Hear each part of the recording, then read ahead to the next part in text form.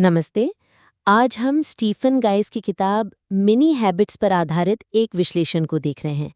ये किताब छोटी आदतों से बड़े नतीजे पाने की बात करती है।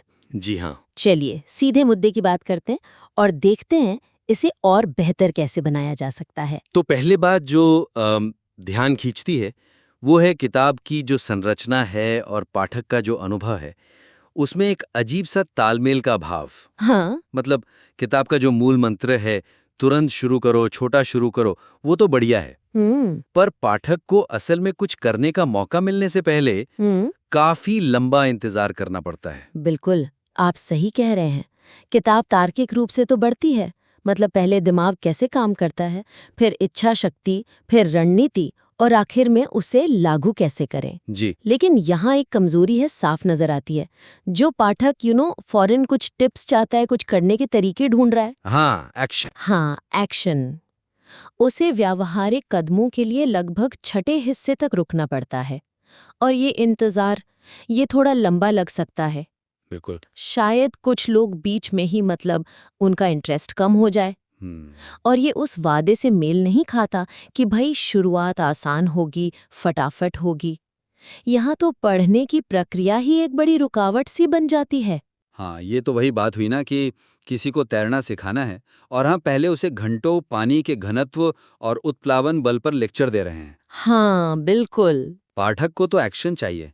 तो सुझाव ये है कि इस जुड़ाव को बेहतर बनाने के लिए क्यों ना सैद्धांतिक बातों के साथ साथ ही शुरू से ही छोटे-छोटे तुरंत करने लायक अभ्यास या मिनी हैबिट्स के उदाहरण डालते जाएं। अच्छा। इससे क्या होगा कि सिद्धांत समझना भी आसान होगा और पाठक हर कदम पर कुछ करता हुआ महसूस करेगा।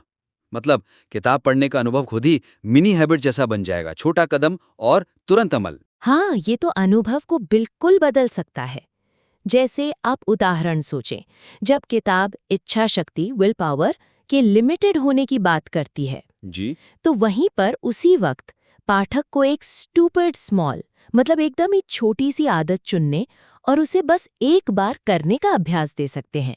जैसे सिर्फ एक पुशअप हो गया। हम्म। या फिर जब वो दिमाग के आदत बनाने वाले हिस्से बेसल गैंग्लिया की बात हो रही हो, जो हमारी आदतों का ऑटो पायलट है, समझ लीजिए, हाँ।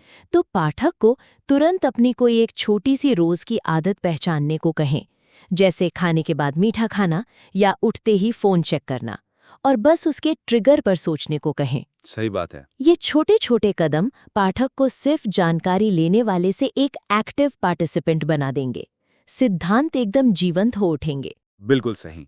और उसे शुरू से ही एक सफलता का एहसास भी होगा, जो कि किताब के मूल सिद्धांत को और मजबूत करेगा। अच्छा, चलिए अब दूसरे अहम बिंदु पर आते हैं।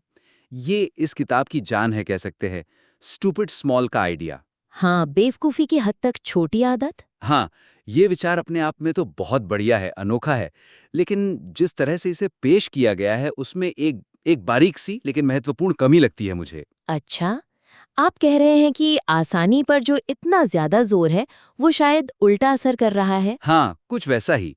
देखिए, जब स्टूपिड स्मॉल रणनीति को लगातार आसान, फेल प्रूफ, मतलब लगभग गारंटी शुदा सफलता वाला बताया जाता है, तो कुछ पाठकों के मन में एक शक पैदा हो सकता है।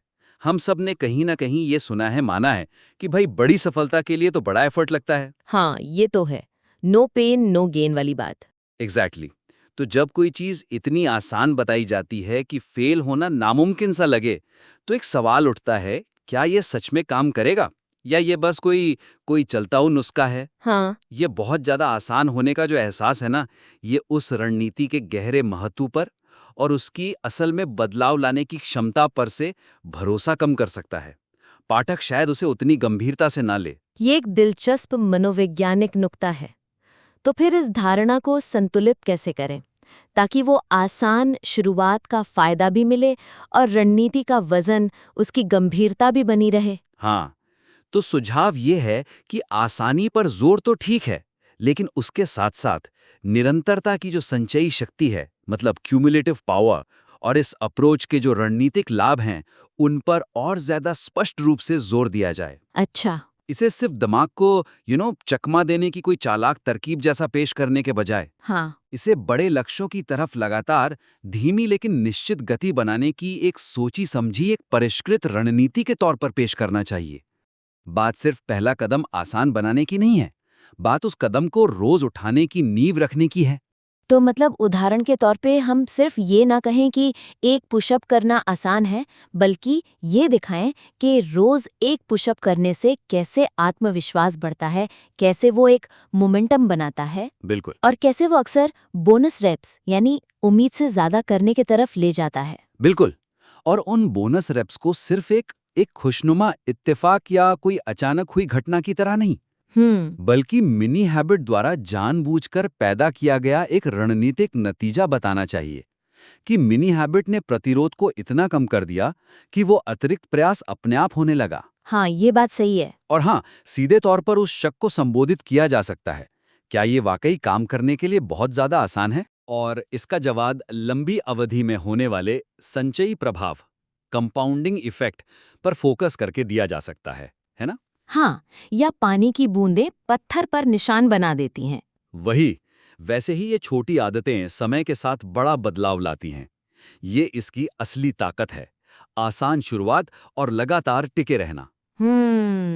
ये नजरिया स्टूपिड स्मॉल को सिर्फ आसान नहीं, बल्कि स्मार्ट और शक्तिशाली रणनीति के तौर पर दिखाता है। बहुत बढ़िया। जी। अच्छा, अब एक और जरूरी पहलू पर आते हैं। किताब का दायरा, मतलब अच्छी आदतें जोड़ना बनाम बुरी आदतें छोड़ना। किताब साफ तौर पर कहती है कि ये अच्छी आदतें बनाने के लिए है।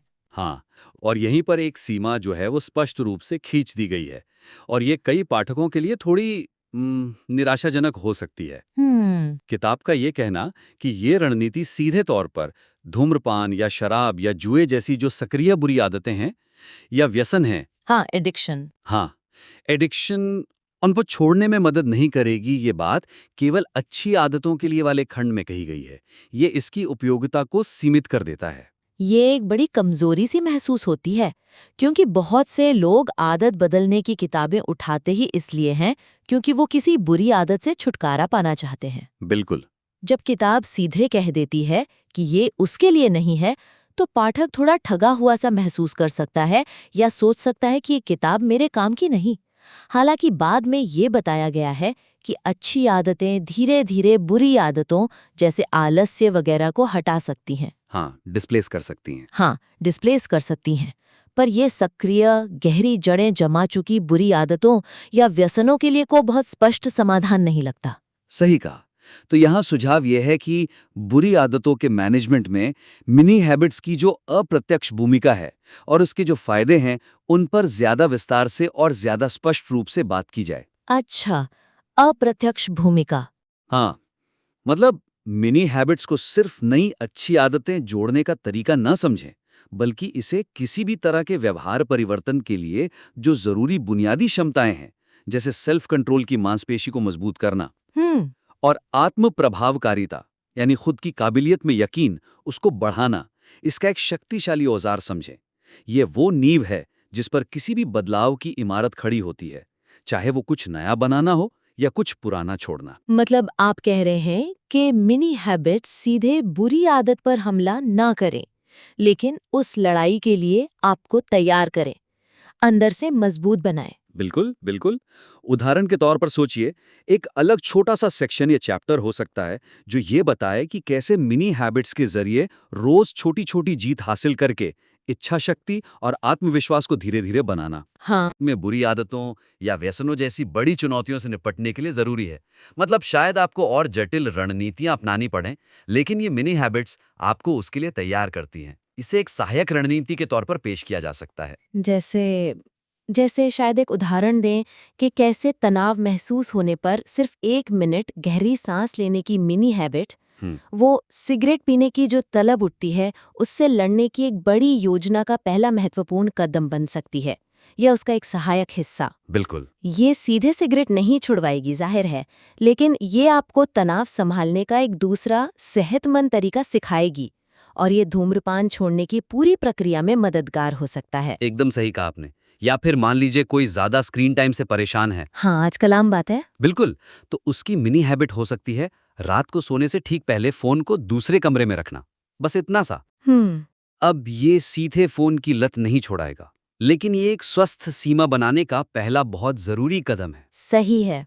तो इस तरह मिनी हैबिट्स को बुरी आदतों के समाधान का सीधा रास्ता बताने के बजाय उस रास्ते पर चलने के लिए जो जरूरी ताकत और हुनर चाहिए, उसे देने वाले पहले कदम के रूप में दिखाया जा सकता है। हाँ, ये किताब के दायरे को सीमित बताए बिना उसकी जो वास्तविक अप्रत्यक्ष शक्ति है, उसे उजागर करेगा। ठीक है। तो संक्षेप में अगर बात करें तो हमने आज मिनी हैबिट्स पर आधारित इस विश्लेषण में 3 मुख्य क्षेत्रों पर ध्यान दिया जहां सुधार की गुंजाइश दिखती है। जी। पहला, किताब की संरचना जो पाठक को एक्शन लेने में देरी कराती है और ये उसके अपने तुरंत शुरू करो वाले सिद्धांत से थोड़ा हटकर है।